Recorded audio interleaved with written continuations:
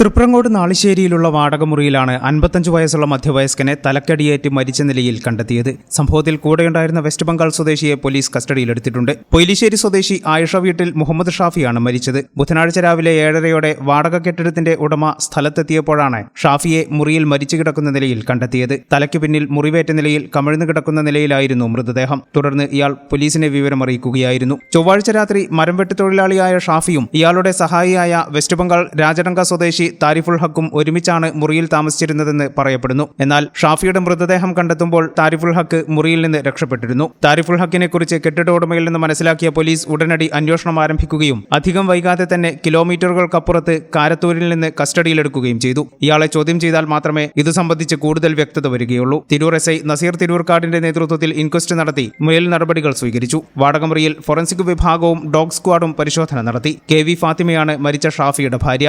മുഹീദ, ഷുഹൈബ്, മുർഷിദ എന്നിവർ മക്കളാണ്. ഈ ചാനൽ ന്യൂസ്, തിരൂർ. 15 വർഷങ്ങളായി ഈ തിളക്കം നമ്മെ ഭ്രമിപ്പിക്കുന്നു. 15 വർഷങ്ങളായി ഈ വ്യത്യസ്തത നമുക്ക് ആത്മവിശ്വാസം നൽകുന്നു. 15 വർഷങ്ങളായി നമ്മുടെ ആഘോഷങ്ങളിൽ ഈ പാരമ്പര്യവും പങ്കാളികളാണ്.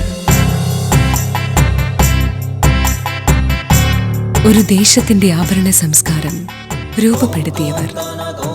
ഞങ്ങളെപ്പറ്റി നിങ്ങൾക്കല്ലേ കൂടുതൽ അറിയുന്നത്? പരിശുദ്ധിയുടെ സുവർണ പാരമ്പര്യം. Hayath Golden Diamonds, Valanchery.